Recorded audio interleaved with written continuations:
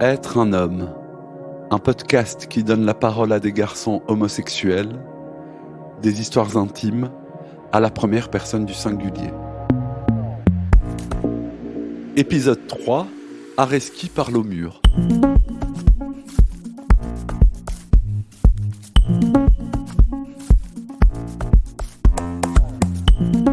Au début des années 2000, Areski a fait son coming out en plein repas familial. C'était à Alger, et c'est comme s'il avait parlé à un mur. Étant têtu, Areski est revenu à la charge, et il a de nouveau fait face à un refus d'entendre de la part de sa famille. Mais alors comment énoncer qui on est quand le message n'est pas entendu ? Areski a 49 ans et il se définit comme homosexuel. Il porte beau, il a les yeux rieurs, et ses cheveux sont de couleur poivre et sel. Être un homme, Michel-Ange Vinti.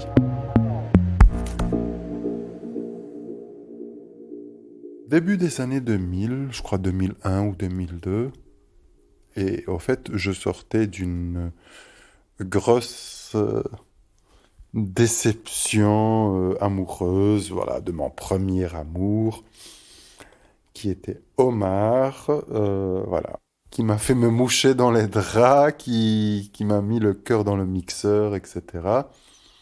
Et j'étais tellement loin, affectivement parlant, que j'étais quelque part suffisamment inconscient.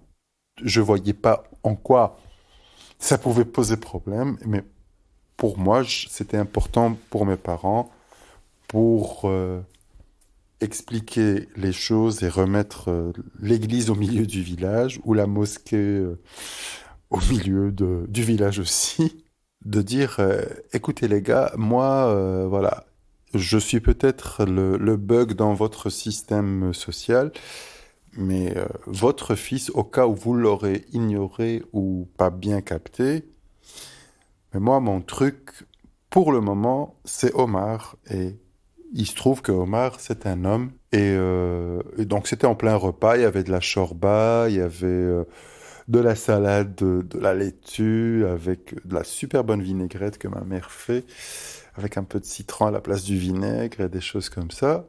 Et au fait, j'avais l'impression que c'était le cinéma muet.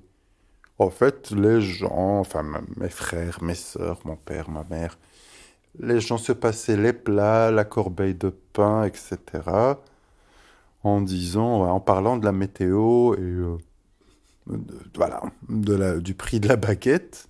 Et plus ils m'ignoraient, plus j'augmentais le volume en disant coucou, votre fils est homosexuel. Il me disait, au bout d'un certain moment, oui, oui, oui, oui, on a un peu du mal à te suivre. Quoi qu'il en soit, ça va te passer. Le plus important, c'est que teins-toi sur la tête. Tu es nourri, blanchi. Pour le reste, c'est de la philosophie et c'est pas pour nous. Je crois que, à titre individuel, ils étaient tous choqués. Ça a dû être Tchernobyl ou le Big Bang dans la tête de tout le monde, parce que cet événement, cette diarrhée verbale, cette logorée de l'époque, a dû juste interpeller ma famille, chacun à titre individuel, de comment est-ce que je me positionne, comment est-ce que je me définis, je me dévoile au sein de ma famille et au sein de ce canevas social, sans trop faire de remue-ménage. Et c'est là, au fait, où j'ai vu une espèce de réaction de groupe qui, sans se concerter, sans discuter, ils ont tout simplement ignoré.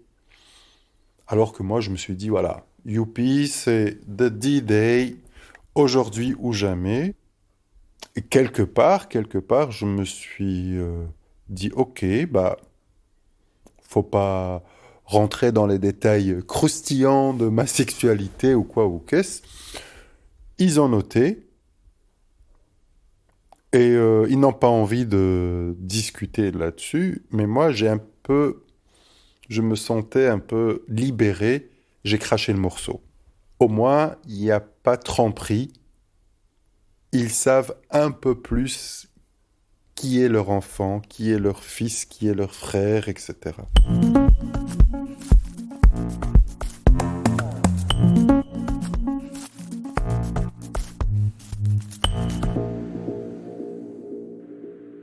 Étant un peu têtu, je suis revenu à la charge, évidemment. Ma mère est revenue, est venue me voir. Elle a rencontré Patrick. Patrick, mon amoureux d'aujourd'hui, d'hier, et voilà, le mec avec qui je partage ma vie en même aujourd'hui. C'est une femme ordinaire, plutôt de petite taille, avec une corpulence, voilà, on voit bien qu'elle aime bien manger et qu'elle aime bien cuisiner, mais surtout, un détail qui a changé ces derniers temps, c'est que ma mère s'est voilée, elle est allée à la Mecque il y a quelques années, et du coup, je sais pas, le protocole, je sais pas qui dicte ce protocole, mais à partir du moment où tu vas une fois à la Mecque, donc tu te voiles, etc., pour les besoins de l'entreprise pèlerinage, mais a priori, elle pouvait plus se dévoiler ou enlever le voile. Elle est venue me voir et paradoxalement, alors qu'on était tous les deux stressés comme pas possible, que ça se passe bien, qu'il n'y ait pas trop d'esclandres, de scandales ou de choses comme ça, j'avais aussi mis un point d'honneur à lui faire visiter l'appartement et à lui montrer, expliquer, voilà, les espaces en lui disant, voilà, ça c'est ta chambre, ça c'est la chambre que je partage avec Patrick, c'est notre chambre à coucher. En fait, j'ai toujours voulu, en mettant des mots clairs, fonctionnels, parfois crus, sur certaines choses, je voulais juste éviter toute ambiguïté et chasser ou rattraper un retard d'ambiguïté dans laquelle j'ai pu être quand j'étais en Algérie. Et ça s'est plutôt bien passé, le séjour avec ma mère.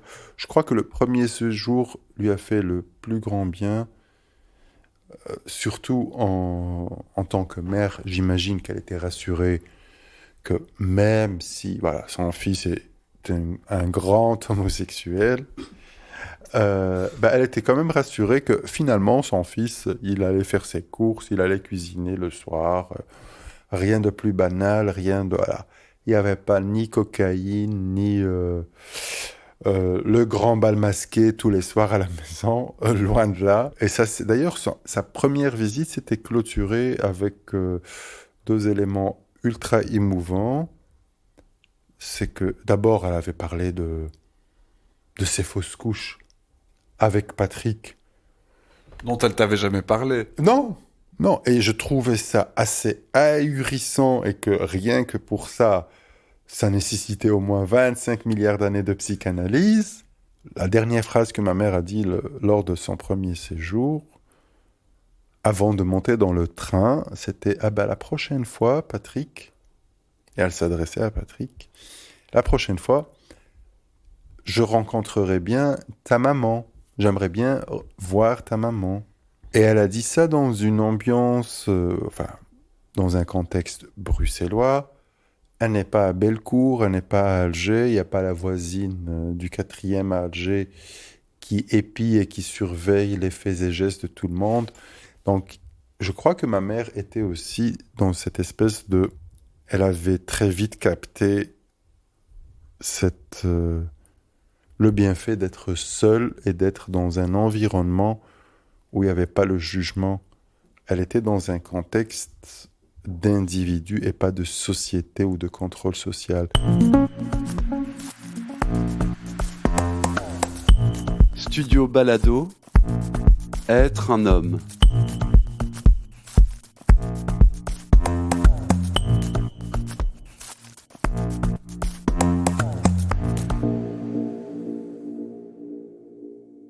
Sauf qu'elle est revenue une deuxième fois. Et elle est revenue une deuxième fois 10 fois plus voilée, dans le sens où elle était beaucoup plus religieuse. Elle insistait beaucoup sur les horaires de prière, où est-ce qu'il y a une mosquée tout près, etc.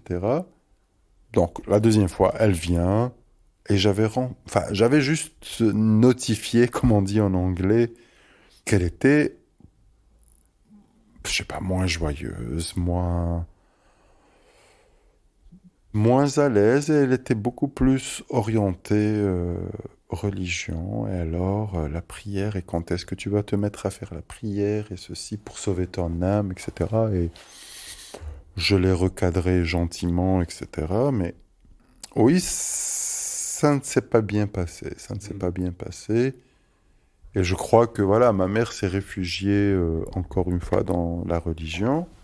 N'empêche que on l'a prise au mot. On dit la fois précédente, il y a 5-6 ans, tu avais dit lors de ton premier séjour que tu voulais voir la maman de Patrick. Là, tu as rencontré la maman de Patrick, avec laquelle il y a eu des échanges, et tu semblais malheureuse. Qu'est-ce qui se passe? Voilà. J'avais l'impression de revivre la scène de fin des années 90, début 2000, où j'ai crié à ma famille en plein repas « Votre fils aime un homme », etc. Sauf que là, on était juste ma mère et moi, chez moi, dans un living, et on a tout remis à plat. On a tous les deux vomi notre vécu, nos rancunes, etc. On a discuté jusqu'à 4 heures du matin, on a pleuré tous les deux. Et j'avais l'impression que c'était, malgré le tragique de la situation, j'avais l'impression de, enfin une vraie rencontre avec ma mère en tête-à-tête. Mais sauf que, je sais pas, mon enthousiasme, mon spleen, mon état d'esprit était vite balayé par l'attitude de ma mère le lendemain. On avait parlé vraiment jusqu'au petit matin. Puis le lendemain matin, au petit déjeuner, je vois que ma mère était habillée, qu'elle avait déjà petit déjeuner, lavé sa tasse, etc., fait sa prière. Et surtout qu'elle avait un visage fermé. Et c'est là où c'est parti complètement en couille. Et parce qu'elle m'avait posé la question, je me rappelle, c'était un vendredi. Et elle me dit, oui, il faut quand même pas que je rate la prière du vendredi, il faut que tu m'amènes à une mosquée. Et moi, j'ai dit, écoute, t'es pas... Avec tout le bordel que demande le visa, les ambassades d'Algérie, du Belgique, de machin, avec tout ce qu'on a dépensé de temps, d'énergie, d'argent, tu vas pas me demander d'aller t'emmener à la mosquée du coin. Tu es là pour voir ton fils. Je sais pas, par désespoir de cause ou par envie de clarté, j'ai pas beaucoup synthétisé ma pensée, j'ai juste craché ma mère, maman, Yimma, en arabe, Yimma, tu n'as pas l'air heureuse ici. Si tu es venu pour chercher des mosquées à Bruxelles et pas voir ton fils, c'est peut-être pas nécessaire de rester plus longtemps que prévu si tu veux abréger ton séjour. Et connaissant ma mère qui est digne jusqu'au bout du nez, elle m'a dit oui, je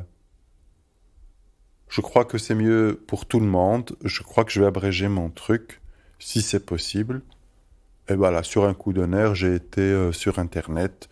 J'ai clapoté 2 ou 3 fois, 2-3 clics. Je trouve un billet d'avion. Voilà, je réponds à ma mère. Ok, y a pas de souci. Je modifie ton billet et tu rentres à Alger dans 2 heures.